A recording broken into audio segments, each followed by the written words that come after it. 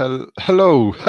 We're live. We're live. Welcome to Benney Babbles. Thanks very much for tuning in tonight, folks. My special guest. I'm excited about this. I really am. It's Ross Broadstock from Britain's Hidden History. Ross runs his own YouTube channel over on obviously YouTube called Britain's Hidden History Ross. So let's bring him in. Hello. Thank you How very are much you, for the Ross? invitation. I'm very good, thanks. Very excited, yes. Oh, same here. Now, to explain a little bit to the viewers. Oh, my, I'm there we go. Just adjust my camera a little bit. That's better. It was cutting the top of my head off then. What it is that you do? You run a channel called Britain's Hidden History on YouTube. That's right. Yeah. That's part of it. Is the Britain's Hidden History, and we've got the Facebook group and a website and all sorts.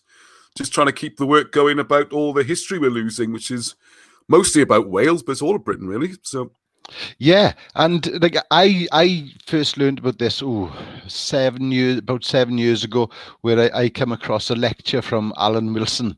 yes. I think it was like 3 hours long, and yes, the great man. Yes. I got totally mesmerized about what the information that he was saying. So I dug a little bit deeper, and I followed all his work, and then I came across a gentleman called Rich Hall, and Rich was done a lot of his work as well, and then it sort of went quiet. It all went quiet for a while. And then a few months ago, I'm thinking, oh, let's have a look if there's anything. And I come across yourself interviewing Alan. I was like, Alan Wilson, that's right. Yes. Oh, wow. Yeah. Well, I mean, that's very similar to yourself. I mean, I came across the work about the same sort of time scale as you. I also became fascinated, and also I became a bit obsessed, really. I mean, it's become my full-time thing for years now. So I become good friends with, Wilson and Blackett, as they know, not together. They always go as a pair, Alan and Baron up there. Yeah. And it's great to put in a position. I'm editing their new books for them. We got books coming out. I've got their notes. We got more books coming out. I'm selling their existing stock, all that kind of stuff. So I've worked very much with them, very closely. And I think that's amazing, because the work that they've put in over decades, really. Putting all this together and making sense of it all. That's right. And because there's bits of the puzzle everywhere, and managing to get it all together and looking at it and saying, hang on a minute, there's sense here. We can, there's history here that's missing, and having the balls really to go out and start talking about it. Yeah, I mean, they've been doing this since the 70s, really. I mean, their first book came out in about 1980, 81. Where's the first one? I think it's 80 or 81, the first book came out. I mean, don't realise, that's 40 years ago now, isn't it? Yeah. And they've been doing all that time, and they've had... well, the sad thing, of course, if people don't know their work, and the overall thing is they're revealing the history that really used to be taught in Welsh schools. Yeah. In British school, this was accepted history. And in about 1700, it seems then, when the Hanoverians came in and the sort of Germanic thing, first of all, the English had to be convinced that they were Saxon and that they were German as well. Yeah. So they would be more accepting of the royal family. And the Welsh, Scots and Irish became Celtic tribes, because even the idea of Celtic was invented then. So what Wilson and Blackett have gone through and said, no, we weren't just primitive tribes who owe everything to the Romans and Normans. There's a whole glorious history there, and it's fantastic when you get into it. As you know, isn't it? It's brilliant when you start going into that. Exactly, and I think it was you mentioned in I think it was this last Sunday's video, which was amazing, by the way. Having seen the drone footage, yes, and I'm looking forward to, you said about putting the drone footage up to have a look, because it's different seeing it from the air. Yeah, that made a big difference. This is gonna. Oh yeah, I don't know where screen sharing on here now. Well, I'll put some more up as quickly as we can, because that was fantastic. Because I mean, the main site you're talking about, well, there's two main sites we were doing. One is Mân the Gair, or Mân the Gaia, depending how you pronounce it, which is the hill where the church is there, St. Peter's Church, which is a church that Wilson and Blackett actually own, because that goes right back to 1st century. And then you got places like the ancient burial ground of the Welsh kings and Caradoc, and the burial place of Meirig. And of course, we're trying to track down the burial place of the famous King Arthur, who is, which is the highlight, if you like, of this whole thing. It gets a lot of people involved. Is that what got you started on this? A lot of people come in on the Arthur thing is the first no, thing. it was just the fact of the change of history. I've always felt that, like I went to Rhydyfelin Welsh school growing up, so I did have a little bit of Welsh history, and then sort of I've always been interested in history, so I done history then when I left school and things like that. And it was like things just never added up.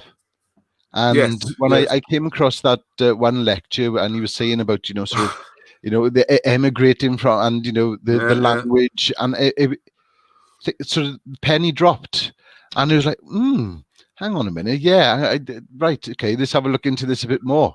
And myself and my friend, we got obsessed for a while, just fantastic, watching Alan Wilson's videos, and it set us off on a rabbit hole. And it gets deeper and deeper and deeper, doesn't it, that rabbit hole? I don't know how many people watching know his work. I mean, you end up in ancient Egypt, ancient Assyria. I mean, just to the second edition of this one, which is the Trojan War. And you might think, what's the Trojan War got to do with British history? Well, first was a big bit about our history we never taught. All the old British kings, not a principality, the Welsh kings. Yeah. And the fantastic history they had. And one of the backbones of this is the whole idea that the British, or the Welsh anyway, the Cymry, migrated from Troy it works out about 500 BC. But this doesn't make sense because what they did, this used to be taught. I mean, there's Shakespeare plays, all sorts, all referring to Troy, and the old English kings talked about Troy. London used to be called New Troy at one point. This was accepted part of history. And then they managed that in Victorian times, really, to just say, no, it's just a load of myth, it's nonsense. There was no Troy, it's just a legend, and they pushed it back to 1200 BC, and it's became just nonsense story. And all our Welsh history just got thrown out with that.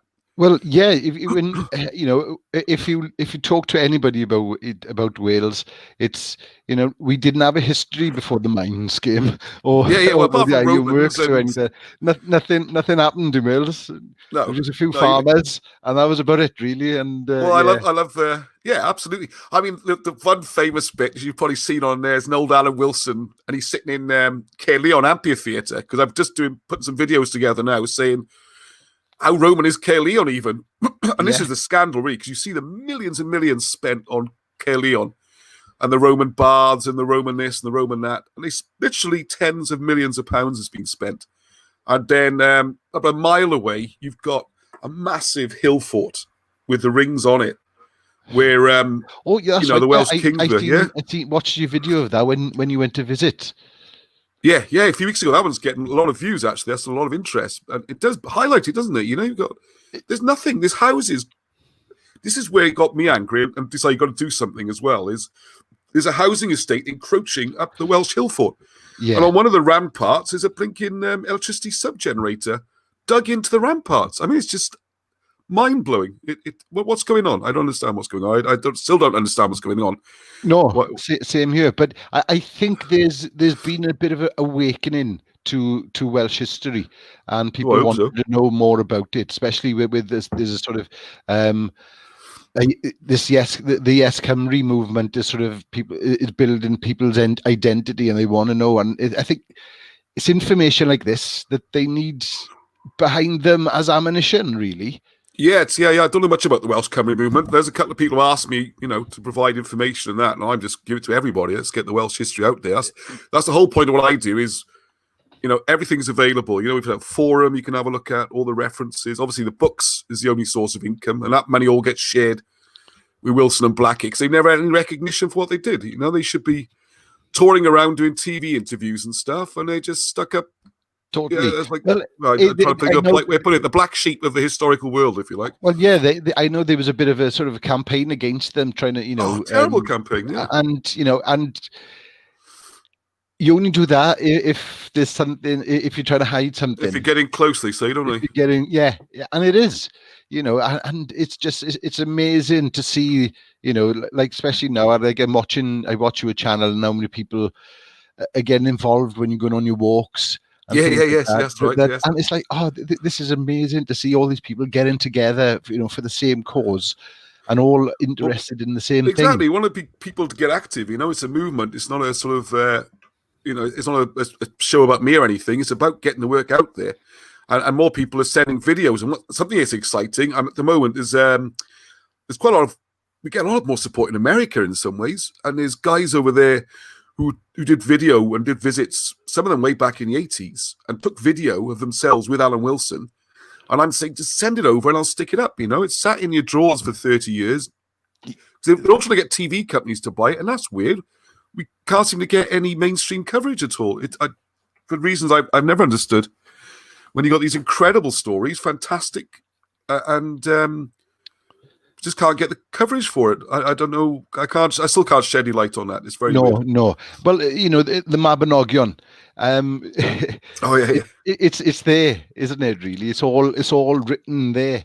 Well, this is the thing, isn't it? I don't think people realise it's a star story. A lot of it, yeah. I mean, this is the one of the books, Discovery of the Ark of the Covenant.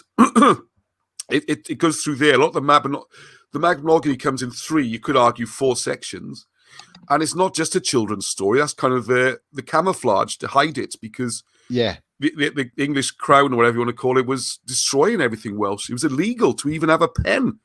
When Caxton brought in printing in 1476 to London, it was immediately made illegal to print anything in Welsh. This has gone on for a long, long time, this burial of the history. It's been a big thing over that period. Yeah. And with each generation, it's getting, more and more was getting lost. Yes. And then, you've got someone then like Wilson Blackett that have picked up the I think it came just in time. I mean, it's incredible. Perhaps I should talk a bit more about Alan Wilson's background, because I'll just phrase quickly on that last one, because so it's what was happening with I was talking about the written word, I think, wasn't it? That suppressed over all that time. So what they did with the Mabinogi is what became the Mabinogion, and disguised as children's stories, was when you know how to read them, and that's the Ark of the Covenant book, really. And then we are putting together a new book just about reading the Mabinogi with Wilson and Blackett. Yeah. Because the first part is showing about the origins of the planets and the universe. And then as you move through the stories, it's explaining, like Peridea, Steel Shirt, that's Jupiter going around, because the planets weren't always on a stable orbit. So it's too much for this broadcast. But it's a fantastic, massive subject. And then the fascinating thing, which ties in right where you are at the moment in Aberdare, in that area, where I was born as well, is if you look at these mounds we see all around us in the valleys, on top of the hills, you see these mounds. Like on the Garth near me, there's 3 up there. Yeah. If you map out all these mounds, they match the stars. You can see the constellations and everything. I mean, how they did it, I don't know. I mean, there are things like 40 miles across, 20, 30 miles deep. It's the NASCAR thing in Mexico, with the drawings on the sand, and nothing compared to this. And it's all around us in Wales. Everyone will have seen them. Anybody driving around will have seen them on the mounds. Yeah, I've done my Google Earth looking for them, and it is amazing, because you look around for them and they are in plain sight. Yes, yeah, none of this was hidden. And of course, the dramatic one of all, which I want to talk about as well, is the Toy na Glo in Ynysybwl, which that's the culmination of the book, is to show that these star mounds, when you look at them, you have Regulus, Leo, as we would call it now, the lion. Yeah. And that Regulus star would be the lion of Judea, because you've got the migration going all the way back to the Hebrews, and the idea then of coming to Ynysybwl, which if it's Ynysybwl as original spelling, means place of the ark. And that massive mound you see in the middle, Tú na Glo, is where they claim the ark is, and there's a lot of evidence to show it, and scans and ground penetrating. There's a chamber there. I remember I watched the video where they'd done the scans, but then the father wouldn't allow them then to dig anything to go any further, wasn't it? Why are you live streaming? I'm on the TV, huh? Sorry, my son's just come to ask why I'm live streaming. I'm on Benney Babbles, look. I've been interviewed. I thought I told you. Sorry. Oh, no, what he was. He thought he was on my channel, because Arnie produces a lot of the programs. Yes, he does. Arnie's my producer. He's like, "You're live streaming. What's going on?" He usually produces them. So he was out of a job then. Yeah, I like the job. I'm wondering where it is. He's going to tell me there's no picture, there's no sound, nothing's happening. It's not working. So that was Jonas Bull. And you can see that the last way, long way, God, it's a long answer, wasn't it? Because one of the places we took the drones out over the weekend then was over Bull and over the Toyne. And you can see that they got the mound, and then there's the last bit is man-made on top. And you can see the grass is different, the texture is different. Yeah. And if you look at the scans, that's artificially built. And there's somewhere near the chamber is. And then you can see the reason you think, why would you put on a hill? Why would you bury things underground where people can't see them? Well, one is, as Alan Wilson explained to me, that it's more secure where everyone can see it. If you've got something important, because everybody for miles around can see if you're up there trying to nick it, is the first one. Very true, yeah. And the second one, I mean, every now and again, every few months or so, sometimes we get a light dusting of rain in South Wales, and things fill up with water and start to rot. So if you have your chamber at the top, then the water with a sump hole, with a sump hole in the bottom, then you have a little tunnel running under the hill, and where that comes out, you have your stones where the water percolates out gently, not destroying the mound. And you can see those on a lot of these mounds. You'll see it on Two in a Glow. You can see 4 or 5 at least of these drainage sumps. So everything's there, and we just want some archaeologists and historians to take an interest, and let's do a proper research. I mean, imagine if that is the Ark of the Covenant there. It'd just be mind-blowing.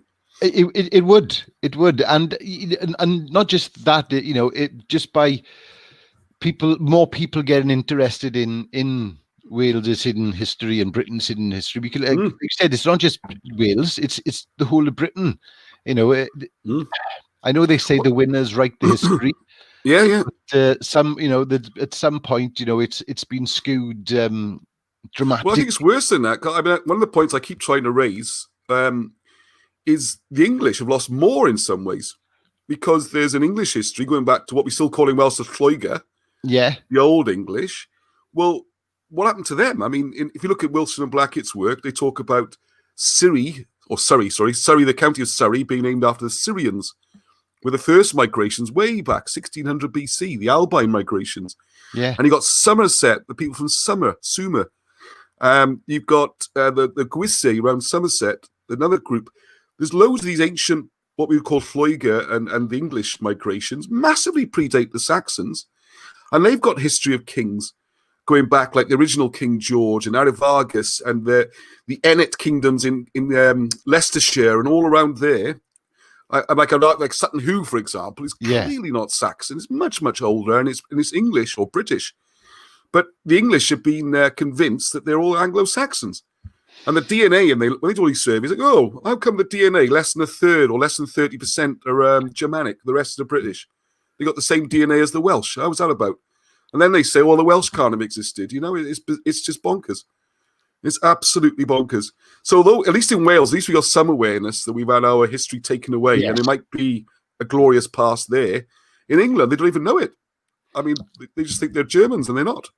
It is incredible when you think that but yet the information is, if people want to find out the information, it is there. Luckily, with the advent of the internet, it makes it easier, to look for things. Anyway, yeah. But the information is there. So because I talk to people about things like this, and you probably will get the same, and they look at you as if you got two heads. Yeah.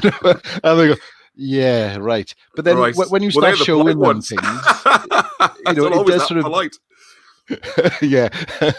Especially someone who spent 3 years doing a Celtic studies degree. He said, well, we do know we're not Celtic, don't we? That goes down like a kind of, you can imagine. But I think that's where they're what's the word I'm looking for? Their lack of being able to look at it, because they do want to look at it, because they know they know there's something there. Yes, but it's just, I've just been training for 4 years in university, and I don't want to hear it. No, they don't, because it destroys their reality then, doesn't it? And tragically, a lot of the people who are the biggest opponents are Welsh. Yeah, that's. I mean, particularly in America, a lot of people are doing a lot of work, very open to this. And I find it's quite sad to say in a way, but what I'm doing on Facebook and things, I go into things like Anglo-Saxon website and say, let's have a chat about this something new. It might not actually be Saxon or something. And I have to say they're pretty open and polite. They don't like the conclusions, but some of the sites supporting the Welsh, when you put this onto a Welsh site, some people get extremely defensive about it for reasons I don't really understand either. I just don't understand it. It's like sort of reveling in our I don't know, primitive barbarian past or something. Yeah, and that's one thing I've never really understood myself of, it's sort of, maybe it's got something to do of it, because it's the only identity they know. Do you know what I mean? Because they've been sort of downtrodden, which Wales's history has been sort of trampled on so much, and, you've got to, but, you're just the Welsh. And I think they've got used to being that, and anything apart from rugby, they don't really know much about. You got to revel in industrial Wales as well. That's very popular. Yes, I come from a mining family. They're all miners from Abercynon, Quakers Yard, that kind of area, and for many generations. But I don't really want to revel in that history. It was a tough time for everybody. I'm not denying it, but tiny little bit of our history, really. Yeah, 100 years, really. It's 1840s to 1940s. Well, you could say about 150 years tops. Yeah, and there's so much before that needs to be spoke about, really. It does, and recognise. Yeah, and for those who don't, it's going to give them more of an identity. Absolutely, and I think for those who don't know Alan Wilson as well, I mean, I think we've saved our history by our fingernails. And Alan Wilson is the absolute key to this, and Barham as well, but Alan Wilson particularly. So if you've heard his stories, he'll tell you the stories himself. But obviously he's 88 now, so that helps, the length of time he had. Yeah. But then a number of strange coincidences or circumstances. One, we had World War II, and he was in Cardiff. He was a Cardiff boy. So he got evacuated to West Wales, where he had family, which exposed him to Welsh. He had to learn the Welsh language. But what was also interesting there in those days then, that they said if you're a young lad and you were polite and you listened, they would let you in the pub and stuff, and you could hear the old men talking.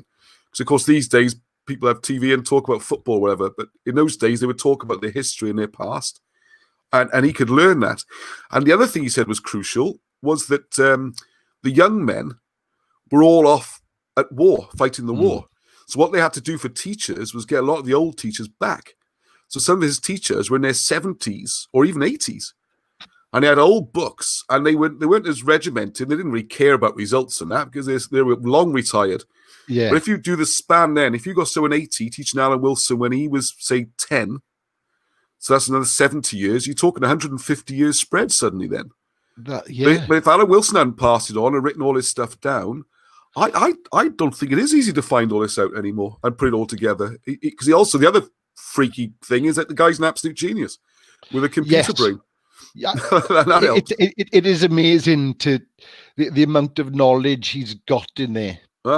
And it had to be him, and he had to be in the right place, and he had to be the intellect to absorb it all, and the drive and opportunity to produce books and put up with all the stick he took and the abuse and all that, and just keep going.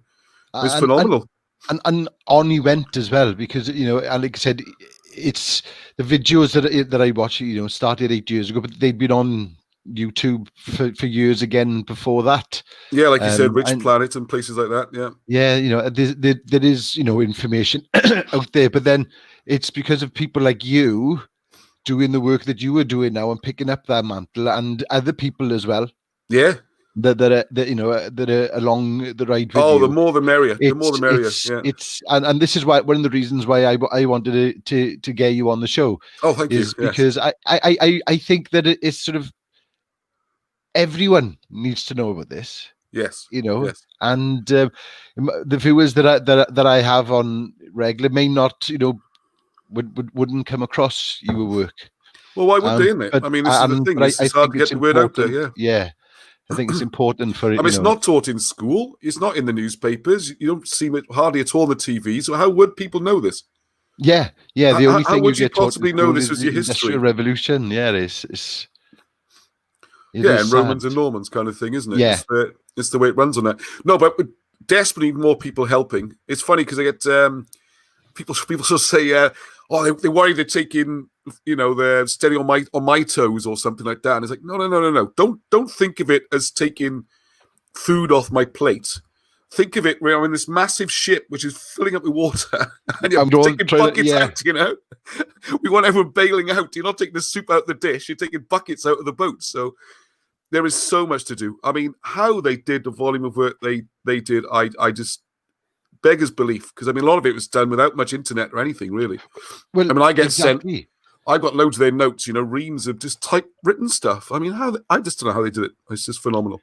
Well, yeah, because they actually had to go out, and do the legwork. Yeah, do it the hard way, yeah. And do the hard way, And like these books weren't easily found in museums, in libraries and things like that they were looking for. So they really had to do the work. And it's amazing how much information that they've made. And it's, as I was, how can I explain?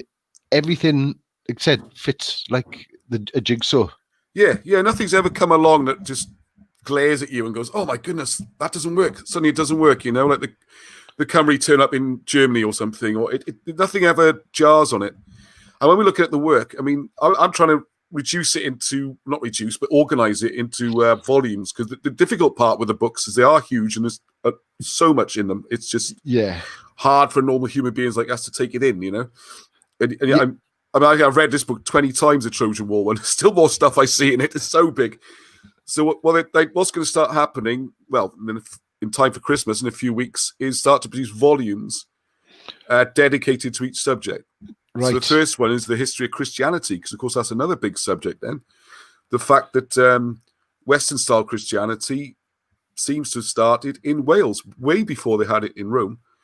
I mean, Rome didn't. It's Roman Empire, whatever that meant, didn't become Christian until 340s or something. Whereas in Wales, it goes right back to the 1st century with Bran and Caradoc and people like that.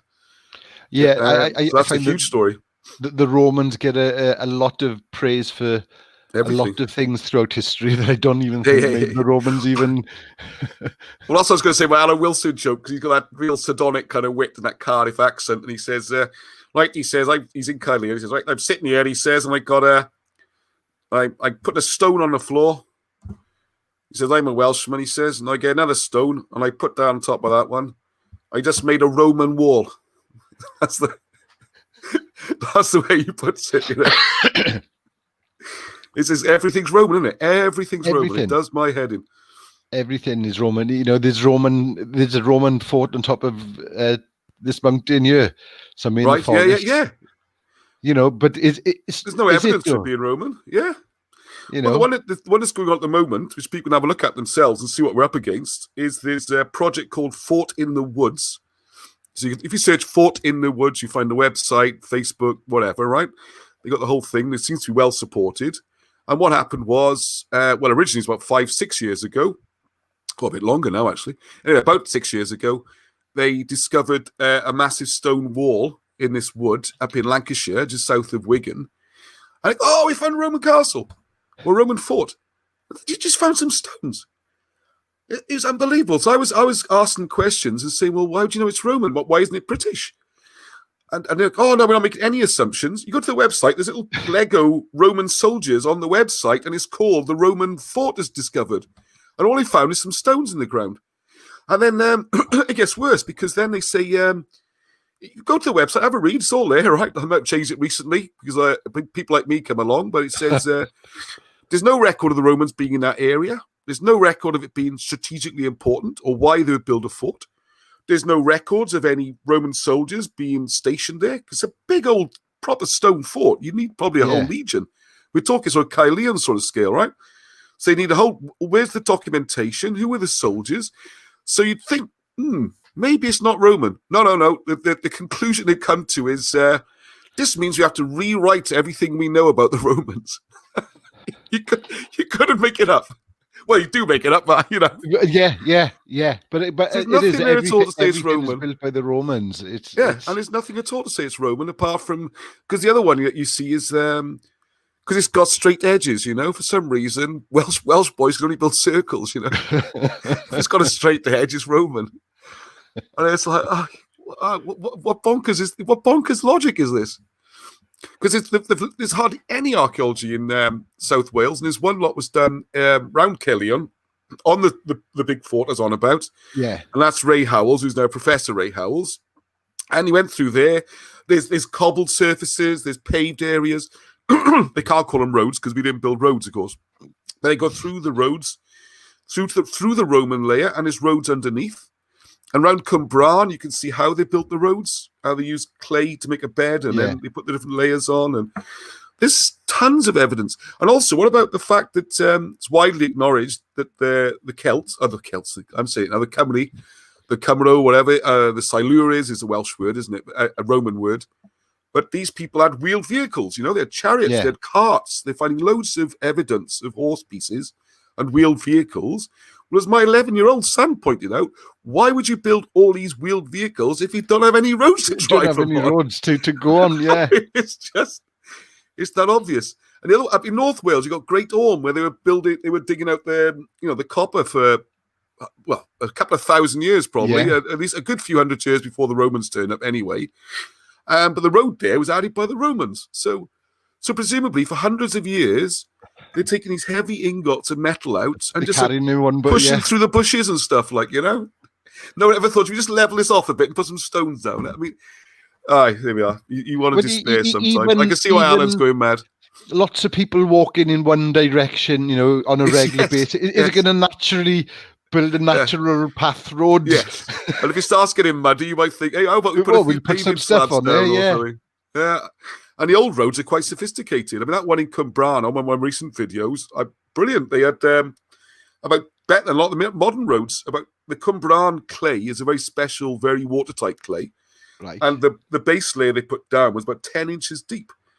And then they put a layer of, they go into the marl first, the sort of stony soil. Then they put this 10-inch blocks. Then he put a layer of gravel, and then he seemed to put tiles on the top. I mean, it's a sophisticated road building. But it's like we're on the moon. I've invented a disease. It's called Severnositis, because no archaeologist can cross the Severn. It seems. The Severn Bridge. I don't think they're allowed. They're not allowed. Is that what it is? Not allowed. You're not allowed to go to Wales.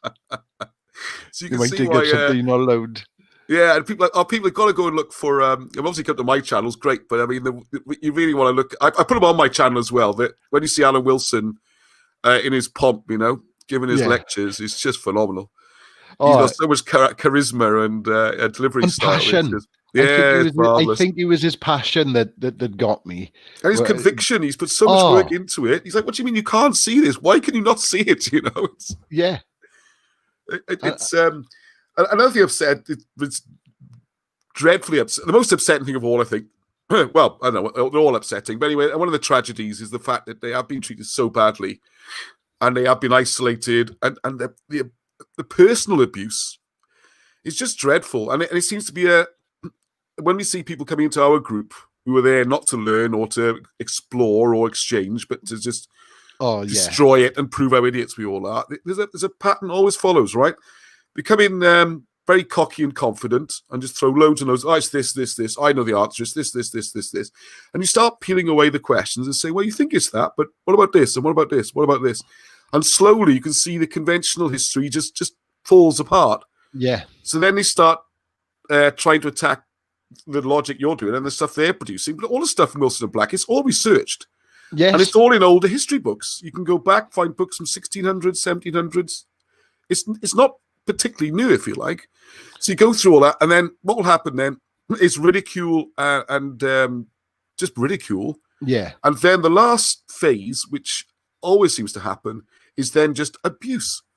They talk about their lifestyles and what they are and who they are, and you think, well, what's that got to do with it? What's that got to do with it? Yeah. Not that I'm saying they've done anything wrong anyway. They've lost the argument, haven't they? Yeah. As soon as they lose the argument, as soon as it starts on personal attacks, then you know that they've lost the argument, and that's because that's their ego then taking over of you're not having the better of me. Yeah. And even if they were the worst, and they're actually really nice, kind, genuine people, I love seeing them. But even if they're the worst, mass murderers or something, it doesn't change the evidence. Evidence that they've It's not about belief. It's not about do I believe Alan Wilson? Do I believe Baron Blackett? It's not about belief. I keep telling people it's not, or do you believe that stuff? It's not about belief. It's about getting the evidence and seeing where it takes you. Yeah. That's all it is.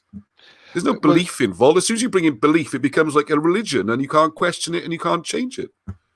And that seems to be the position that we're in at the moment with our current history is, if you question anything about it, it's when you're a conspiracy theorist, which I love that. I love that word, conspiracy theorist. And you ask me one thing in history that wasn't a conspiracy. I mean, that's always the answer, isn't it? And they say that, what is explain to me what a conspiracy theorist is, and they can't even do that. So it's no. Well, conspiracy is just a couple of people getting together and agree to do something, often nefarious. That's all it is. I mean, everything's a conspiracy. Me and you meeting tonight's a conspiracy. Yeah, you invited me a week or two ago, and I said, yes, we've conspired to meet. It's like, ooh, isn't that terrible? But it is. But they've labelled, things like that, and. Or right-wing extremists has come out a lot now. I'm called a nationalist and stuff, and I've been called one of them for years. But right-wing extremist is always interesting. I'm like, very right-wing extremist, but yeah. So, but those generations of coal miners and that, they were all like, they were all there, yeah. But it's nothing to do with the politics. That's what I don't understand. Why is it? It's not. Why do you need a label? It's not. I don't understand why you need the label. Like I say, it does seem to be a defense, rather than actually look at the evidence. I think it is. I think once you throw something at it, you hurt their ego, and it's no. I'm not having that. I'm not having that. Instead of them going, okay, you might have a point here. But they don't want to do that, so it's easier just to attack. Yeah, it's sadly, it's quite common. It's almost always really. It's unusual when you find students prepared to look at it again. Because even look at Alan Wilson and Blackett's position, their positions changed over time as they found new evidence and stuff. And I tell people who are involved in doing this now, what Wilson and Blackett done is incredible. There's no bigger fanboy than me, but I still question all the work. When I'm editing their work, I'm still checking the references and looking for things. And that seems a bit weird. I'm not having that. And it pretty much always checks out. But I still keep trying. I'm looking for things. Well, yeah, and there's a couple of little bits and pieces around the edges where you think, well, maybe that's not quite right, or that's not quite right, but the whole thing is definitely right. That's Yes, just you putting it all in order, really. So it's easier for a layman man like myself to be able to pick up the book and understand. Not just a layman, I would say any human being. I would say because I've seen I looked on for the books. Yes. When I first got, and the only thing I came across with this just huge volume of, and it was just. That's true. That's true. It's too intimidating. I think. Yeah, it was. And they got very expensive and rare as well, didn't they? They were going for hundreds of pounds. These books. So I thought we can't have that because that's the kind of censorship then. If you can't get the books, again, that's another area I'd like to find out about. I mean, I've got. Great. I think we actually had to tidy up for once. But anyway, we're able to get some of the old. There's Welsh history books. You see, go back to 1570s and 1600s and stuff. And the only way we can find to get copies of them is that website I keep plugging in India. India? No link. You have to go to gyanbooks.com and order them from there. And they do a special reprint. What's that about? Again, I'll show you a couple. I just got back now. Hang on a second. Where's the ones? It is beyond belief when you think about it that you've got to send to India for history books of your own country that you can't get printed. It's unbelievable. Yeah, I mean, I had them ready to show you because this one is wonderful for people. Well, it's not just because I know people watch from everywhere, but you're in Aberdeen, and I got the Story of Glamorgan it's called, and that was the school textbook that I know like my grandfather or my father used it because we got a really old copy here, but it's falling apart. It's from 1908 it was published. And the stuff there about Glamorgan, this was taught in schools. I mean, it's only the 1920s where the whole thing got thrown out. It's that recent. Up until the 1920s, we were still teaching this in schools. And it's like 100 years ago, and suddenly it's all gone. Well, it only takes a couple of generations, doesn't it, really, to try and destroy, history. Well, the BBC, they seem to have I don't think it's the same now, but there was an agenda, it seemed, in the 1930s to, I don't know, just to, well, certainly not promote Welsh history, let's put it that way anyway. Yeah. It seemed to go, I don't know what happened. But the whole teaching changed in the 1920s and 30s. That's what I'm saying, because of the longevity of someone like Alan Wilson, anyone younger wouldn't have been aware of it, perhaps. You know, it needed someone to bridge that whole gap up to the internet era. Yeah, well, and then he's desperate for people like us to take it on and do something with it. Well, I think it's one of the stories I think that he'd said about, you know, especially up in Mid Wales and North Wales, you know, all these fields are not named just because, oh, I think we'll call that one so and so. Yeah. We'll call that one so and so. We'll call that one so. They name for a reason. Yeah, well, South and Wales, they named all over after the place. people for a reason. Yeah. Well, all over South Wales. I mean, you've got the, of course, the famous one, King Arthur battle is Monus Badonis, or whatever they say in Latin, which basically means Mount Baden Mountain, which in Welsh is Mynydd Baden. And you got them all officially, no one knows where it is. And there's theories it's in Somerset or it's down in Dorset and all these places. Apart from, you know, probably 5 miles from where you are, there's a place called Mynydd Baden.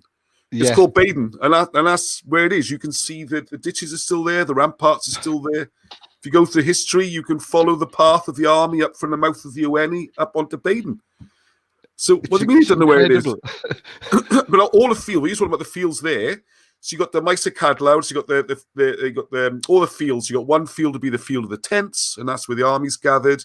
You got the field of battle. Well, near where I live Tontig now, near Pontypridd.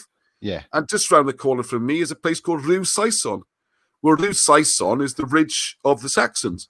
Yeah. So after the battle, which was held there on the massive hill fort, which I did a video recently, they think possibly the last stand or something, that's where the Saxons ended up on that ridge, getting finished off or whatever happened to them. So it's not just North Wales, all around us, all around us, Wales, the field names and everything. And you can't change the names, you know, it's important. No. But you know, it does seem to be, as you said, there's effort being put into it. To change. And that's a weird one. I don't understand. There we are. Yeah, that's the one. That's what baffles me is why. I tried to get into that too much. I don't know. No. Especially if I'm becoming a bit well known for pushing all this stuff. You know, I might be next in line. I don't know, but it is very strange. It is very strange, but no, the work that you're doing and the videos that you're doing on a regular basis. So if anyone does want to go over, I've got it at the bottom of the screen there. Yes, like I said, scrolling along. Yes, Hidden History, Ross. Loads of videos on there. That's right. Loads and loads, and just go there with an open mind. That's all I ask anyone. You know, I've sent quite a few people over to you over the last few months. Thank you. It's growing really quickly recently, so yeah, it helps. Yeah, I can see. Yeah, you're growing week by week, and you know when I messaged you quite a few weeks ago first, didn't I? That's right. Yes, I left a message on your page, and that's right. Yeah, just watched one of the videos. That's right. Yeah. Yes. And it was, and I just I've got to have him on. I got to have him on. I got to speak to him. And then I messaged you again last week, and then you got in touch with me, and it was just I'm like a sort of evangelist, you know. Well, yeah, and a chance. There's this Aberdeen connection as well. So what is this Aberdeen connection? Well, yeah, well, I was born in Aberdeen General Hospital. My parents lived in Cumdare, so there you go. Oh, my mother was from Cumdare as well. Anyway, Hillside was the street I lived on. Greg Lloyd. Is it the Hillside? I did leave there quite young. My family really is from Abercunninmore and Quakers Yard, that area. Right. I was going to say they moved a long way, didn't they? all the way from Abercunnin to Aberdeen. But if anyone watching this from Mountain Ash, Abercunnin, Aberdeen, they will know a Broadstock. There's my granddad's a professional boxer. He boxed out at Quakers Yard, and he's a coal miner as well. And then my uncles did the rugby, Abercunnin rugby and Ponty rugby and that kind of thing. So people will know a Broadstock somewhere. And my auntie taught at Mountain Ash Comp, so we got the whole thing covered, really. We got it sewn up. So you are a proper Valleys boy then? I am, yeah. Broadstock. I don't sound very fine. Well, part of the reason we moved around a lot when I was young, but also I think my dad had this idea. He'd read the Richard Burton story, and he wanted. I think he wanted me to talk like this, and he Right. coached me to shorten my vowels and have a real dramatic Welsh accent, which I think would probably drive everyone, including me, completely bananas if I talked like that all the time. You know, Yeah. he kind of coached my Valley's accent out of me, so it'd be a handicap in life. It's a sad thing, isn't it? Really, it's a sad thing, you know. If I have a I've few been trying to points go in to the right. mine for 8 years. I'm stuck with it. I can't. Well, I had training from young age with the tape recorders out and shortening my vowels, you know, and all this kind of stuff. Isn't it terrible, though? It is. Because my dad, I think my dad went to, my dad, he left school at 15, no qualifications or anything, and he did it through night school the hard way. Yeah. And when he was in his 30s and I came along, he went to Teachers Training College in Swansea and became a teacher. He wanted to do better for himself. Yeah. Because so many Welsh were qualifying as teachers, we ended up in Derbyshire for a few years to get his teaching career going before we came back to Wales again. So we weren't away for very long. But I think he found it quite difficult having a strong Valleys accent. And this is another thing which has been drummed into us, really, that it's some sort of inferiority thing if you've got a Welsh accent or something like that. Yeah. You know, that's another thing Yeah, that's closely related totally. to this, I think. Because Yeah, because George Orwell mentions it there. If you want to destroy a people without being too crude about it, you take away the history and the identity, and then you can do what you like, kind of thing. Yeah, and that seems to be a pattern that has been used, sadly.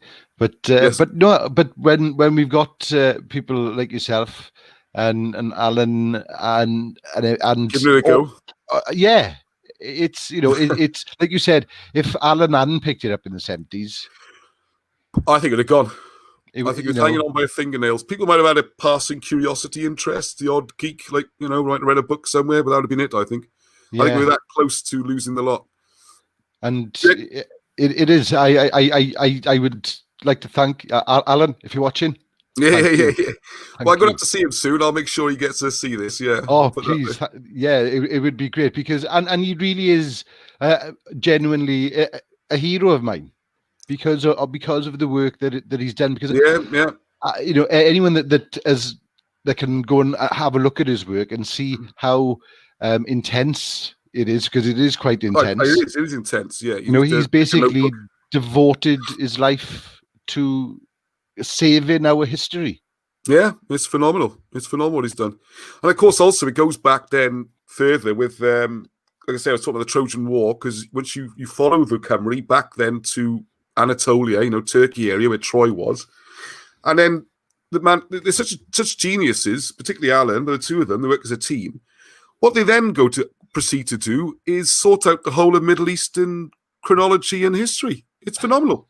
If you get into that, the whole of Egyptology has changed then and explains who everybody was, because they've noticed what happened was, if you go back to when in the early 1800s, well, 1798 really is a starting point when Napoleon had his armies trapped in Alexandria, and Napoleon did his usual thing and deserted them.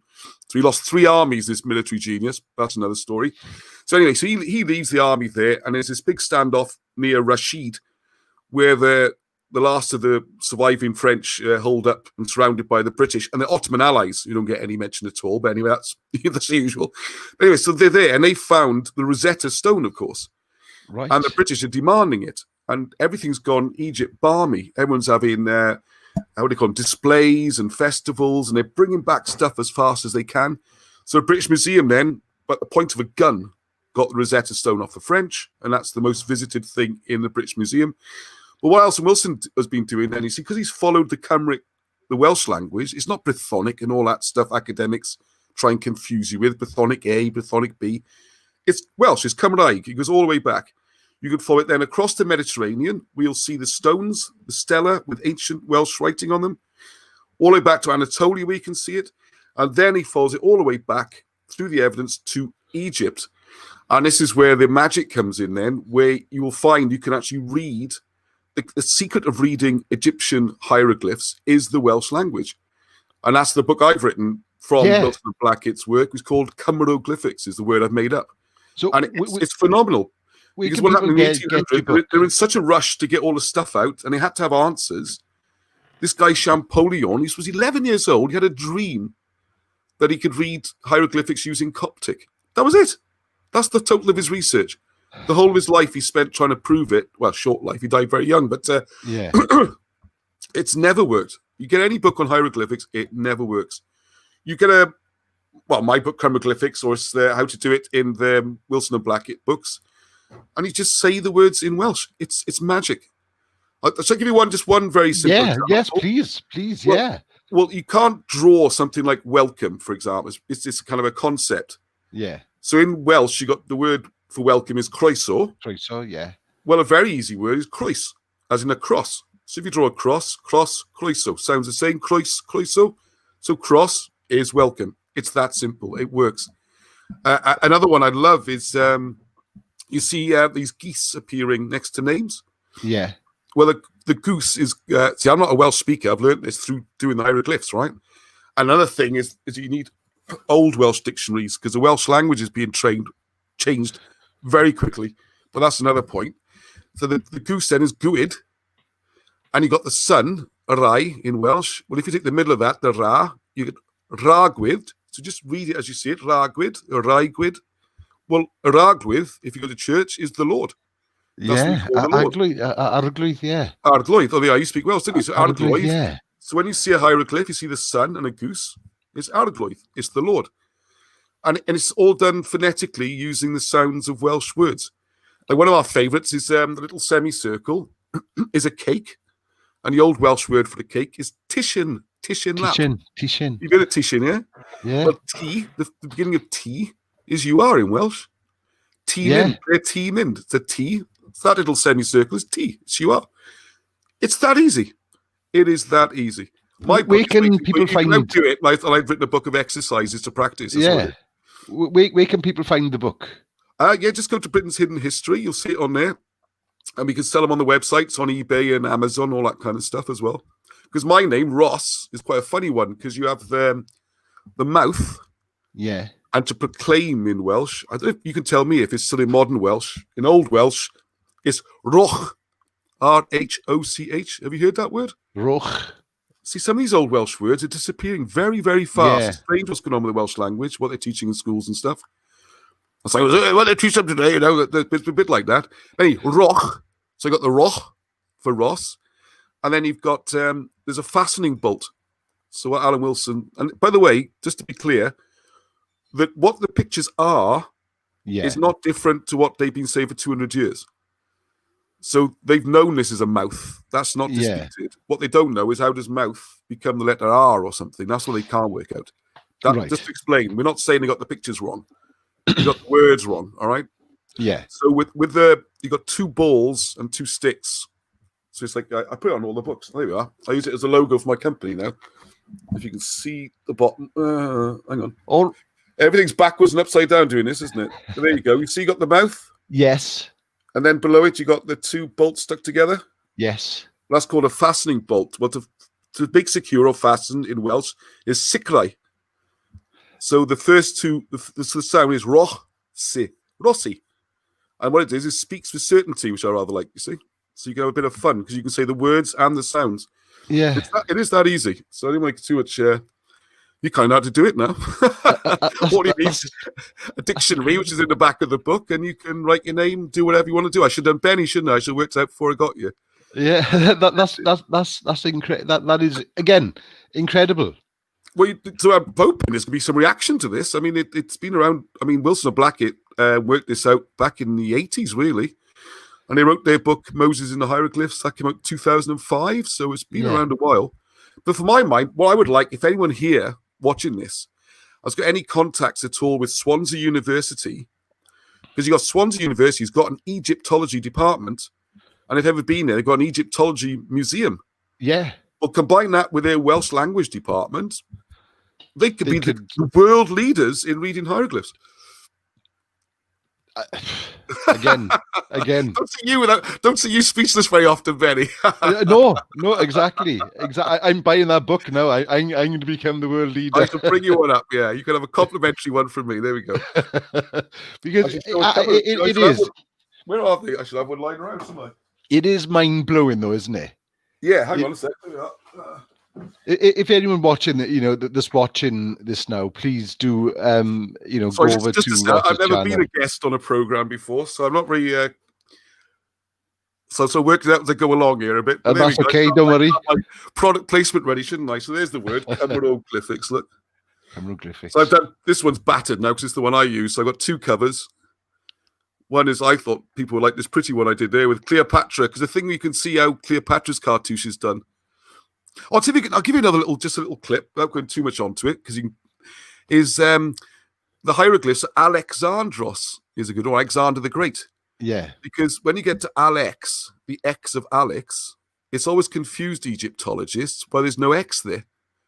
There's a K and a S. Oh, when you think about Welsh, how do you spell yeah. taxi in Welsh? Yeah, with a C. Yeah. There's no X in Welsh. In Welsh, taxi. no, it's not. We've got no X. There's no X in Welsh. There's no X in hieroglyphics. You have to put a K and a S. So if you look at a sign for a taxi, you see K, S to make the X sound, because we can't do it in Welsh. Yeah. And it's the same in hieroglyphs. But this is, by the way, people have spotted this. This will blow your mind. In the 1790s, they spotted the syntax in Welsh as the same as hieroglyphs. 1794, I think his name was, what was his name? Oh, I should know, shouldn't I? I think it was Jones or Day. It was a Welsh name anyway. Yeah. He published a thesis on it back in 1794. That's incredible. And you still can't get it properly looked at, because they were going to look at it in the 1840s. Yeah. The German language guys like von Bunsen and all those, they said, yeah, Welsh, definitely the language of the hieroglyphs. It's definitely Welsh. And no one would accept it. So finally, right about 1890s, they put together a working group of academics from Oxford and Cambridge. And they were going to go away and look into this ridiculous idea that the Welsh might actually have a history and a language which goes back thousands of years. And how could this possibly be? And they delayed it and delayed it and delayed it. World War I came along, and the whole thing just got dropped, you see. So this see, that sounds suspicious to me, that is. I reckon they started that war just to stop. Hieroglyphics using Welsh. Yeah. Well, why not? They've changed everything else, haven't they? Oh, yeah, there we are. There's Alexander. See, on the front cover I put it, so you can see there. Yeah. There you go. So what we got, let's make sure I get this right way around. Yeah, so there's the conventional, the letters. So they got Alex and you can't say it.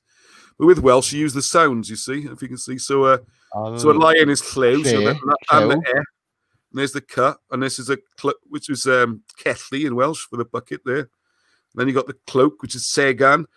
The water's cool because that's to float or to swim, which is Novio. And it amuses me because I see Novio and that sign outside swimming pools even today.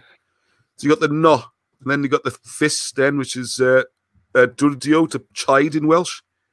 And then again, you got the Rossi bit on the end then. There you are, there's hang on, upside down and backwards. So you got the mouth, rock, and then you got the fastening as the C. So it's all been done.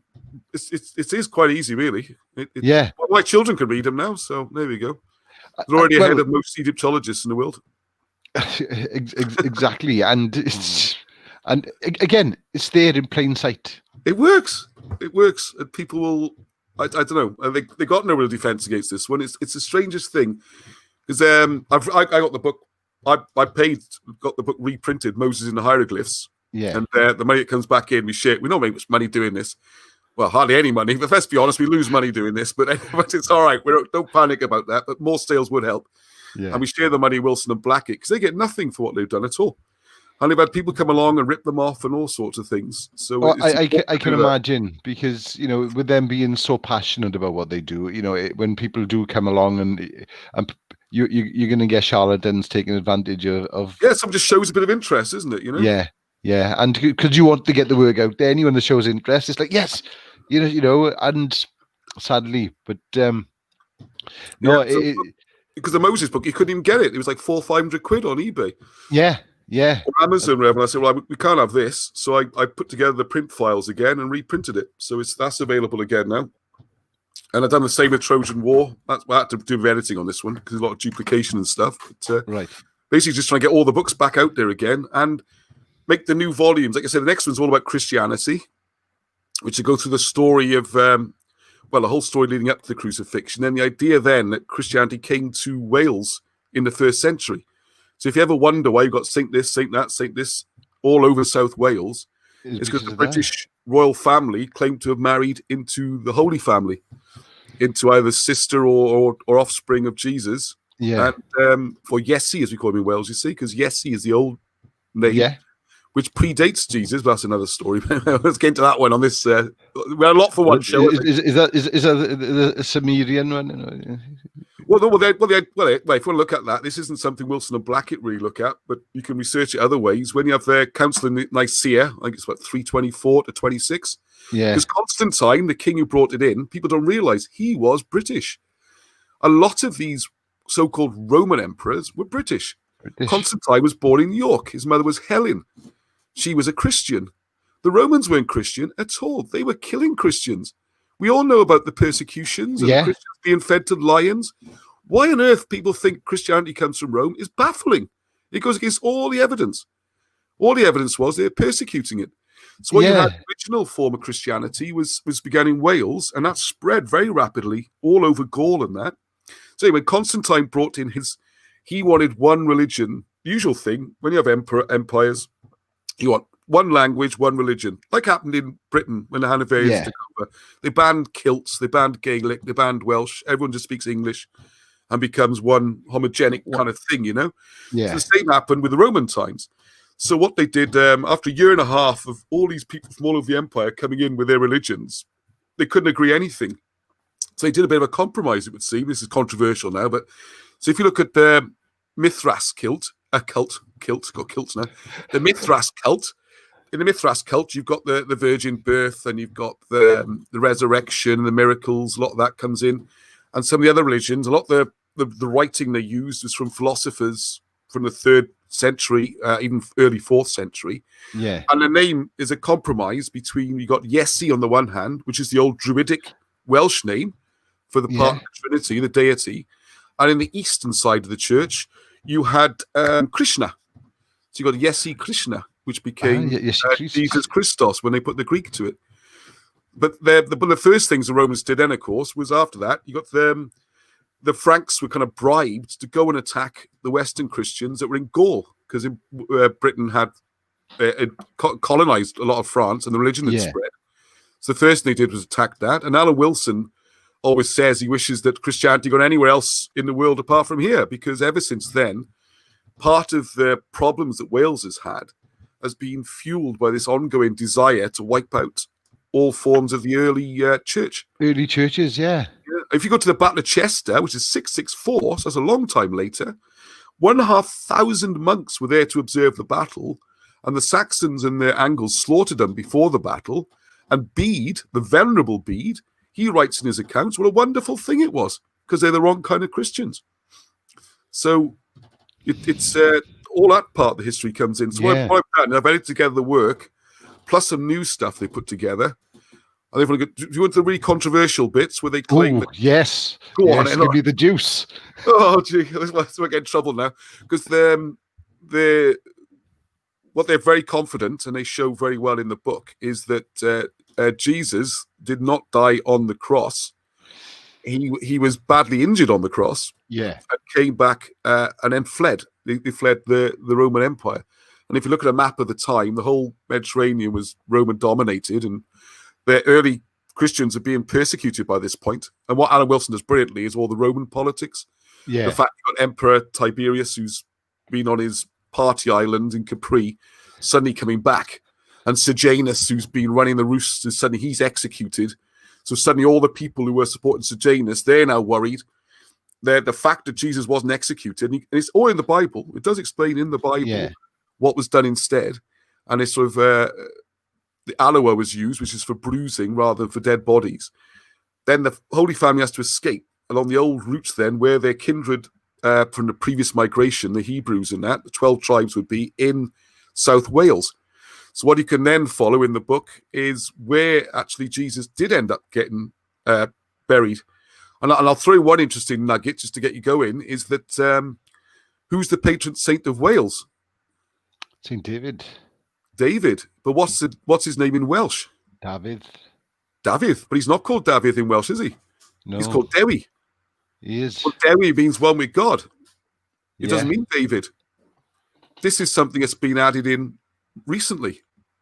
The patron saint is Dewi. So it would seem more likely that Dewi refers to Jesus, not to David, because David was a 6th century monk who was a real a cousin of Arthur II, who's become the legend, the historical king of Glamorgan and Gwent, son of Meirig, Arthur ap Meirig in the 6th century. Yeah. David was a big nuisance. He's this crazy guy who gave the oxen the day off and hooked the monks up to pull the ploughs, and he tried to live on cabbage water, almost killed himself.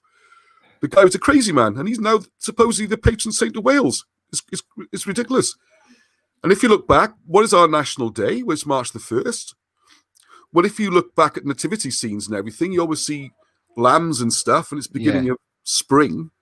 And the idea of December 25th being Christmas, that is done because that fits in with the winter solstice and the old Mithratic cult. That was their big day, their big festival day. But actually, it would be there. It could refer to the birth date or death date or whatever it is, but a reference to Jesus, not a reference to what Christmas? Christmas has got nothing much to do with it. Nothing to do with it. No, it's a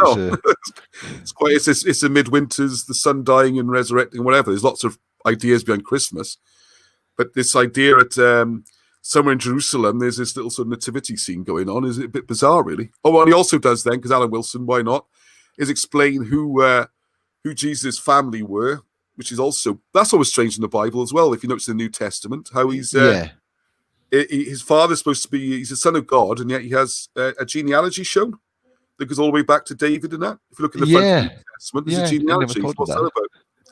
And who was his wife, you see?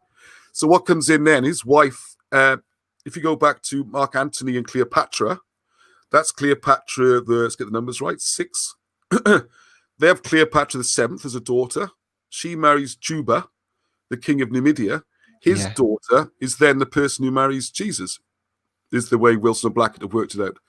So what you have is this amazing situation where you've got Jesus on his side, descending all the way back to the kings of Judea, and possibly a British link, which will can't all out in one go. Then you got Mary on the other side. She's got a claim to Egypt through her grandmother, being Cleopatra, the last Ptolemaic ruler of Egypt. Her grandfather's Mark Antony, who's one of the original his family's got claims on the throne of Rome. He's equestrian rank. And then her father being Juba, king of Numidia. So that this whole Nubia, sorry, it's this couple have got all the marbles. They're the heirs to all the major powers in the Western Mediterranean. So their offspring becomes incredibly powerful. And the evidence is all there. Yeah, and that's what becomes then married into the British royal family. And that's why they become such a threat. And that's why I must have said, if they didn't come here, they went somewhere else, life would have been different for British history. Yeah. Because it's an incredibly powerful royal line with all this history is going on in Wales throughout the centuries. And the royal family always claims that. And this is why when you look at the Romans, who are busily slaughtering each other and hardly anyone's left, when they're looking for people to marry, they marry Welsh princesses because they want to marry into this genealogy. So even way back, Plautius, who's the one who was kind of running the show when Caradoc came back from his exile to Rome, he marries a Welsh woman. And you've got their descendants. And you've got Emperor Claudius. He marries off one of his daughters into the British royal line.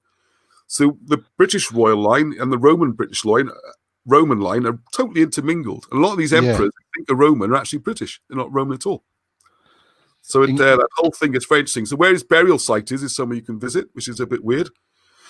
As Alan Wilson says, it'd be more polite to call it the second burial site.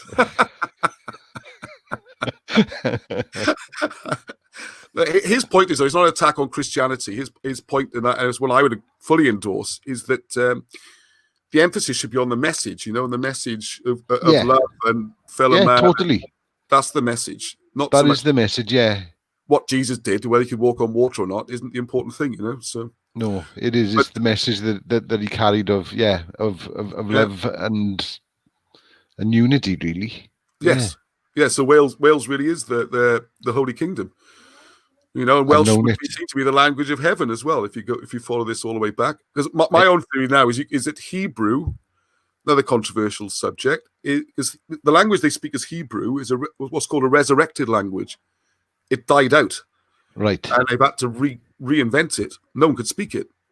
The European Jews spoke Yiddish and languages like this, you see. Yes, yeah, right, yeah. So they've taken the old writings, the Paleo-Hebrew, and tried to make that work. Well, I would say it's a similar fiddle to the fiddles they tried to do, not they, I mean, who's they, but the same fiddles have been tried that we used to try and make hieroglyphs work.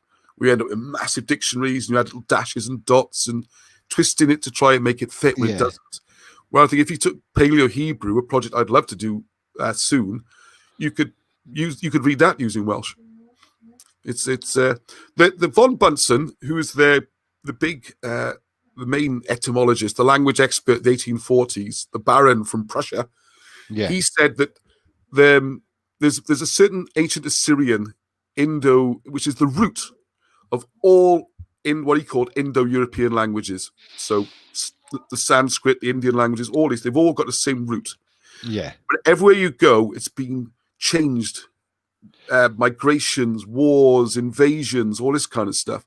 The one place, if you go right to the far edge of Europe, which way are you looking? That way, stuck out on the edge of Europe, almost in the Atlantic, never been invaded or anything particularly, and the same people staying insulated, is where Wales is, and its Cymraeg is the purest form of ancient Assyrian. So when we're speaking Welsh, it's actually some sort of ancient Assyrian tongue we're speaking. Now I find that very weird. Yeah. I didn't. Well, I didn't realize I was so fluent in ancient. Yes. Fluent in the Akkadian or something, or whatever they call whatever name they're going to give it. I didn't know. Yeah. So this is the brilliance of Wilson and Blackett is they go all the way back, showing the links and how it ties in, and you can see the migrations, who the people in the Bible were. That's what the book's called, Moses and the Hieroglyphs, because you can. Yeah. They're trying to claim not these Old Testament people never existed; they were made up stories. Then lo and behold, once you can read the hieroglyphs, you say, "Well, there we are. That's where Moses was buried. There's his tomb. That's who Joseph was." And the funny thing is, of course, that the massive door that is he's trying to say it's Musef. You see, Musef. Musef means he of the basket. Musef, Mwseff, Musef, which is he of the basket. If you look at the old Welsh breakdown of that, just get my old dictionary up. Anyway, have a look it up yourself. It's Musef becomes Moses. Well, because they couldn't read the hieroglyphs, they read it as Batar Shepsis, and that's the big stone door you can see in the British Museum. So right. It's all those searching for the tomb of Moses. Well, the false door, as they call it, is in London. It's in London. They don't realise they were sitting there all that time. So it's a fascinating subject. Well, it's 12 subjects, really, at least, isn't it? It is, and there's so much to cover. That's the thing. There is so much to cover. Yes. And anyone that's my light's gone a bit dark in you. Anyone that wants to know about this, then go over to Ross's channel. You see it coming along the bottom there, and give him a follow. And as I said, and go there with an open mind, because it's such fascinating information that you learn. And which we watched, myself and my friend watched one of your videos a couple of weeks ago where you were out and about. I think it was up the Garth. But they're looking for the observatory up there. Was that That's one? right. Yeah. So we've decided we're gonna go up ourselves and go up and have a look. So we're gonna go up the Garth and have a look. Yeah. I am. I'll do a Benney Babbles special from on top of the Garth. The Garth. I love your optimism. yeah. I won't get signal. if you, if you did it live, that would be impressive. You can show me how to do that. No, I would take my hat off, because usually I'm trying to keep my hat on.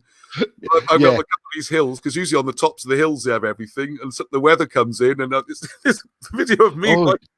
I didn't think of that. But because I can't believe that I've never actually walked up the Garth. My friend has been up quite a few times, but I've never actually been up. I spent a lot of time in Penturch. Doing things like that, but I've never actually walked up the Garth itself. My bedroom, I can see the blasted Garth. I went to school in Brynklanog in Bather. Yeah. So every day I'm going back and forth on E473, whatever, through Tontaig, Church Village, up to Bather. You can see it the whole route. You can see the garth from my school, from Grimblenog, as we used to call it. From Benney, you can see it. But I never even noticed the fact that these mounds on the top, and those mounds could be the Belt of Orion. That's the idea, by the way, if you're not aware of it. Is what we call the Monkey Tump in Tontaig, where I used to play as a child. That's one of the feet of Orion. You got the other one called Rigos, which is in Upper Church Village. There's another quite large mound. And then you got the 3 in a row on the Garth being the Belt of Orion. And then you got the Betelgeuse, which is the red star, which of course is Corch, is red. Yeah. Oh, Castle Corch, maybe that's got something to do with it. And you can find the other ones over in Morganstown is a big mound, and you can find the others going the other way. You join them all up, and it could be the constellation of Orion. I don't know. Maybe it fits. But what the video you were talking about is when we look at them as a laboratory, isn't it? Because you can see that's great, because then you can see hardly notice they're not even protected or scheduled or anything. Is that there's a little viewing? I always get this word wrong. Fustrum. Right. Yeah. Chopped off. I keep getting it wrong. And you can stand on there, and there's ditches cut in like sort of almost a circle. Well, it's a straight line. I'm not doing this very well. So you end up with an arrow like that. Yeah. So if you stand on the fustrum and look straight through the arrow, that sends you in a particular heading. And then if you go to the end of the straight pieces, about 12 yards long, I guess, not that long, maybe a bit more, 15 yards, not very long. One end seems to be the top of the motion of the moon, and the other one is for the sun. So I know it's really so much more simple than I can make it sound. Just very quickly, is the sun doesn't rise in the east and sink in the west. That's a very simple way of looking at it. I'm sure everyone's noticed that throughout the year it gradually becomes further north. Yes.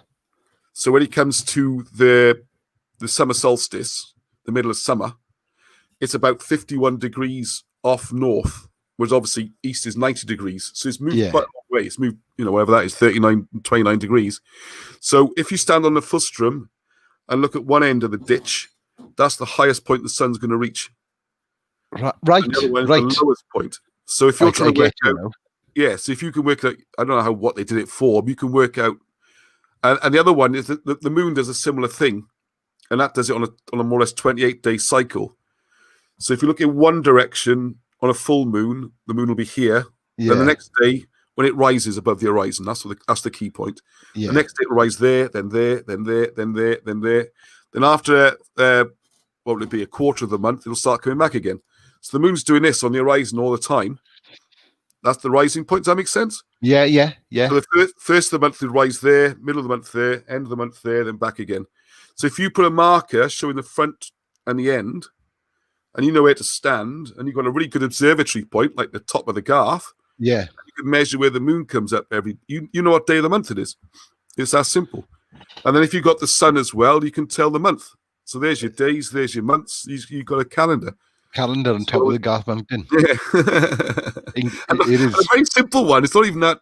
But where it gets really precise is then I want to try and work out, when you go up there, there's a project for you, is what's amazing is you can look all the way across the Severn to the English side. Yeah. And you can see various hills in the distance, and some are pointed and some are grooves. And what I'd love to do is have the time to try and work out which of those represent certain days. I bet they do. So if you look at there's an astronomer, archaeologist type called Alexander Thom, Thom, and he went around plotting all the circles, like the famous ones are Stonehenge. There's loads of these, and he shows you how they all work as astronomical points. And it's usually they're looking for a crook or something in the background, because what will happen is as the sun comes, my mic is a perfect example. Here we are. So as the sun comes around here, you can't see it. Then one day of the year, it'll sit bang in that little crook. Yeah. I think that it's some of the houses up in the islands of Scotland. Yeah. That's it. The doorway, isn't it? The sun comes in through the doorway certain times of the year. Yeah, very similar sort of thing. Yeah, because I think one of the reasons the Welsh preferred to live in the round houses was because the sun's motion would go effectively around one side of the house. So you'd have the warm side and you're more aware of the seasons and stuff and different forces and things. But that's a whole other subject by itself. Whatever you're interested in, I will say this to anybody watching this who's coming in the first time.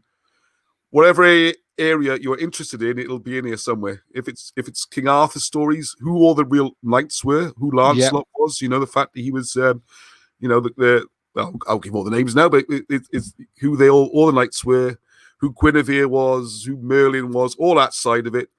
You want to go further back, all this stuff about the Romans. The Romans are hardly in Wales. They were hardly here at all. I don't think they went past Cardiff. Yeah, Cardiff. You know about the story, the Caerdydd, meaning the city of the agreement. Yeah. Where Hadrian came over in AD 125 and made a deal because he had no heirs. And all the Romans have been killing each other. There's no one left to take over the throne.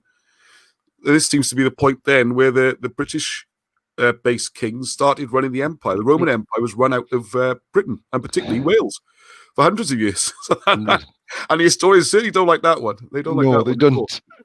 No. And it is, as you said, it's all. There's something for everyone in these books.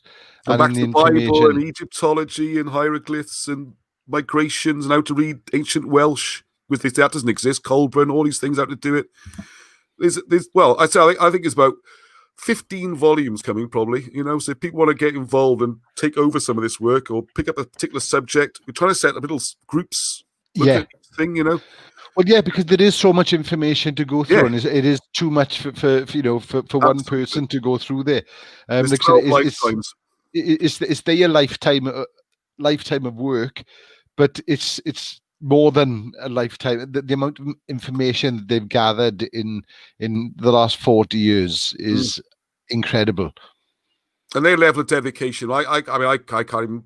For start, I've started too late. I should have started 30 years ago. There's an old Chinese saying, which I love, and it says that what's the best time to plant a tree? Well, the answer is the best time to plant a tree is 20 to 30 years ago. Yeah. The next best time to plant it is now. So it's a bit like that. So there's no way I can get through it all. And also, I've got family and stuff. I mean, they just dedicated themselves. It's phenomenal. Just locked themselves away, turned the phones off, became unavailable for month after month after month after month, so they could focus and get it all together. I mean, it's amazing. It is amazing. So you got a website as well.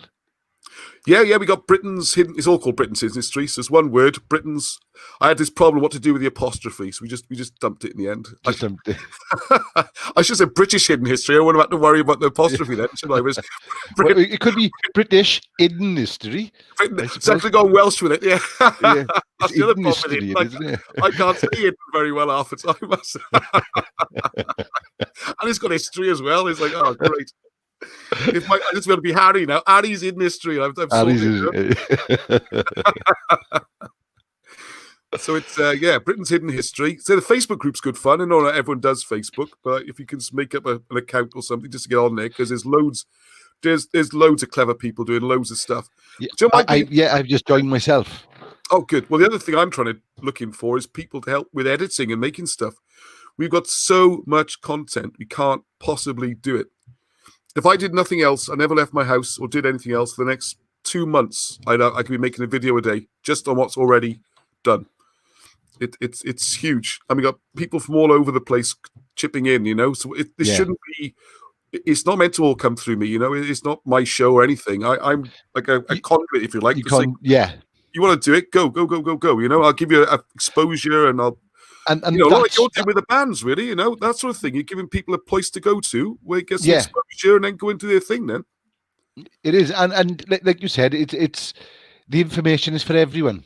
It's not, no, this is our information. It's for everyone to see. Absolutely. and go out there and if you can join in and help out, then please do, because it's I bet you tonight now there'll be at least some people tonight who watch this and they will know something, and they might read Wilson Blackett. I get calls. I would say I get 2 or 3 a week now of people like someone at Mountain Ash. Somewhere up there. He wants me to go up there. Derek.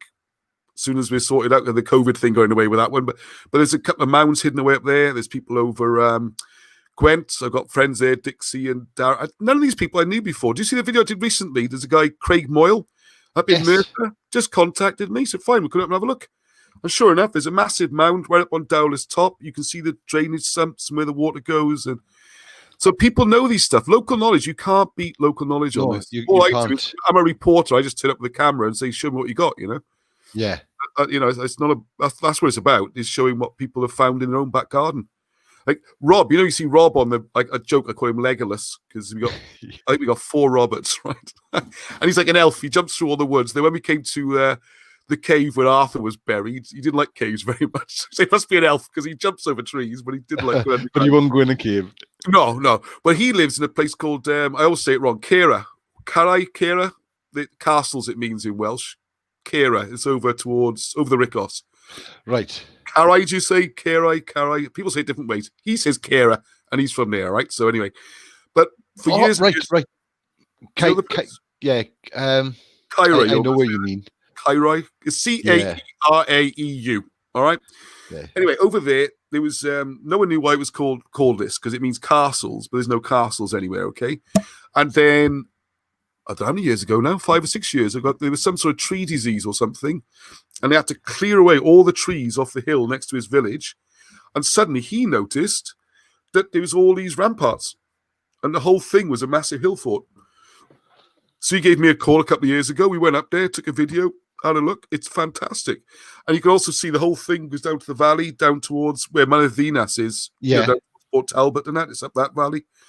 And we've become really good friends through this. That's the other good thing about it, is how many good friends I made through doing this, because it seems to attract open-minded people who are nice and friendly, and there's no aggression, and none of us really knows. There's no one's, it's like this, and I'm going to prove my point. It's about finding out the new information. Yes. And going in and saying, like we did a thing, Manavinas has been a project. We think that might be the first British city when they landed, when the Cymry came in. Yeah. It's by Port Talbot Steamworks, Margam. And it's perfect. So you've got 2 rivers to protect your sides and a big hill in the middle. And we're thinking that'll be that's it, 'cause it's called Manavinas. Yeah. So it's like the Mountain of the People or the Citadel Mountain. That's the thing. Depends how you translate it, but you'd expect. Yeah, it's a city There'd mountain, be a population on the hill, wouldn't you? So I'm like, excited this could be the first hills. Rob's idea, Rob Pierce. He's like, I think this is the first place. Let's go and have a look. So we're all over it. Fantastic, right? We get new guy Bob Morgan in the group, who's knows much more than we do about surveying and archaeology, and we're all excited. He said, there's one difficulty with this. He said, there's absolutely no evidence at all for anyone ever having lived up there. That's a shame. But you have to have a laugh and crack on the news. So we ended up having a look, and what we think probably happened, they actually did live exactly where people have always lived. All the steel works and the metal works, which goes back thousands of years. Top of it now. Was down on the bottom, and the top would have just been a lookout place or something. You wouldn't want to live up there, perhaps. But it's been a bit windy, I suppose. Yeah, well, yeah. It's a long walk every morning. You had to go get some fish or something. I don't know. The point is, I don't know. I don't claim to know, but the evidence. No, but that's it. But they're not on the hill; they're down the bottom. It's the fun of finding out as well. Yes, and like you said, it is. Even though it's a very serious thing that you're doing, but you're having fun researching it, and you can see in the videos that you put out the passion that you put into it as well, and how much you enjoy doing it. There's nothing wrong having a laugh when you're doing it. I think it's the Valley Way, perhaps, is it? I don't know. It must be. It must be. It's just it's sort of going at don't everything. Laugh, you'll cry, isn't it? Yeah. If you don't laugh, you cry. Yeah. That is perfect for the Varneys. That is. We can't do the straight Saxon thing, so emotion's gonna come into it somewhere, and you got to make it a positive emotion if you can, isn't it? Yeah, totally. Well, Ross, thank you so much. I could go on for hours. We've got to. We can have to do this again. Yeah. I hope I didn't ramble too long. Sorry about that. No, it's all right. Thank you so much for that. There's been we've had quite a few messages. We've had from John Powell. Penavan was kind of Arthur's seat. There we are. There we go. That's the kind of thing, isn't it? See, a lot of these names have changed as well, isn't it? Why have they changed? Yes. Yeah. Ross is doing a fantastic job. There we are. From Matt. Jones, sorry I missed the start in case you mentioned it. Is it the Kerry one of the 12? Yes. Yeah, or all 12 perhaps, yeah. Or 10 all anyway. 12. The 10. Alan Rees, yes, the Hebrew on some went through Egyptian. Messages. Oh, see, we've had quite a good night tonight. What date would the journey have started? Well, you can follow the Cymru all the way back to a couple of thousand BC, really. But the last journey would have been 740 BC when the Syrians sort of booted them out again, and Obadiah and all the people who were with the Ark and all that got pushed north of Haram, and then he went to Anatolia, and they came to Britain about 500 BC with Troy being 650 BC. That's why that's so important, that date. Because if Troy's 1200 BC, it's a load of nonsense. Nothing works, you see. Yeah. Sorry, no, that's good. You answered his question. I would love questions. Keeps me going. Oh, Lucy, my cousin, knew I was a Broadstock. That's my cousin. I didn't plant this audience, all right? I don't mind. I don't mind at all. All viewers are good viewers. Oh, there's my wife. I'm all in there now. Well, thank you all for sending me messages. I didn't put on my hidden history group and just have the whole audience packed with my sort of followers. Or I don't mind. More viewers, the better for me. Well, yeah, no, I'll direct them your way now. Yeah, but before the broadcast. No, we've done it. Everybody watching is a big Wilson and Blackett fan. What's the odds on that? I thought I'd be cheating a bit. What do you call it? Seeding, isn't it? Pardon? Seeding, I think they call that. Seeding the audience, Put a few fans out there, Yes, we got another one as well before we go. Oh, Rhiannydd. Hello, Rhiannydd. Hi, Rhiannydd. Thank you for tuning in. How does everyone know to watch this? It's brilliant. Oh, it is. Well, again, thank you very much, Ross. We have to do this again in a few weeks' time or a month or so time. I'd love to. I can see your channel's growing super fast as well. How long have you been doing it? Because I looked at a few of the interviews. I've been really enjoying them. It was just the beginning of lockdown. I think it was about the second month into lockdown. I'd had a bit of a hospital visit, and it was a tough thing. And I was in Australia, I used to do radio, and I used to love radio, and I missed it. And I thought, well, I'd love to do a podcast. And so I started looking into it, and here we are. Well, I think it's going to grow and grow. And I've been watching all your shows, and I've really enjoyed them. And I've been watching the music scene. I had no idea there's still such a music scene. That was fantastic. And let's hope it all gets opened again soon. And I had no idea there's all these bands in Aberdeen. I thought that was... Oh, yeah. No, it's all coming back, and we're lucky to have a brilliant venue to put it all on as well in Jack's, which is the old Shot and Shell, what it was known as up by the police station there. And yeah, so this Saturday we're doing an all-day broadcast, which is going to be a bit of a mad one. It's different doing presenting like this. You just ask questions and you have a conversation. But to present the whole show like that, I'm a little bit nervous. But I know that when I do my live broadcast on Sunday, I'd tap you up for some knowledge how to do interviews and stuff on screen, because I tend to have to sit there on my own for an hour and just I don't know where the time goes, but. How you manage to do, but mind you, I know you're talking about all this information, but I find it difficult to just talk on my own. But it is a bit weird sometimes. Comments are coming in. That's really good. At least you know there's someone talking to you. Yeah, I try to have some sort of idea what I'm going to say, and then see how it goes from there, isn't it? Yeah. Right. I shall leave you go now. Then you're running over now. No. I'm more than happy to chair upstairs, and he's going to wrap you on the knuckles with his ruler. Well, no, I'm allowed. I can do an 8-hour broadcast, so we're all right. We got plenty of time. I better see if my children got to bed. They got school starting tomorrow. Oh, look at that. Mind you, though, if we did do an 8-hour broadcast, we still wouldn't cover 1% of the information. We'd have to allocate like so many 100 years to each hour, Yeah. Do it that way or something. Excellent. No, I really appreciate this. It's great. And if anyone wants to get in touch, and we need more feet on the ground, people doing it, It's the Welsh history is phenomenal. And I just want to say one last thing before we finish. I haven't mentioned it at all. It's how well recorded it is. People say it's all oral and there's nothing written down. There's tons and tons and tons. There's manuscripts in universities. We got messages on stones. There's old Welsh books. There's the Bibles from the old cathedrals, like Llandaff and all that. The charters. It's Well, Alan Wilson says it's by the best recorded history in the world. And this idea that's not recorded is just bonkers. And you will love it if you get involved. It's good fun as well.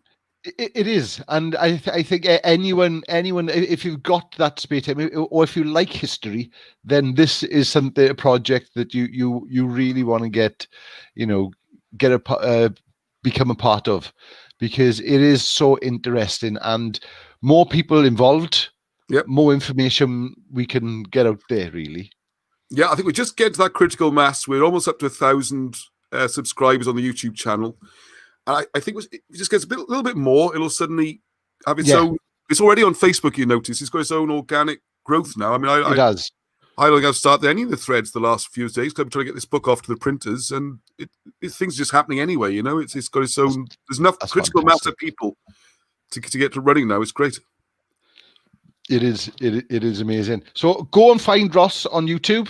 Britain's Hidden History, Ross. There's your channel. Go and find him. I'll be back Saturday morning at 11 o'clock with Eggy for a special, something for the weekend, only for half hour, just before the gig.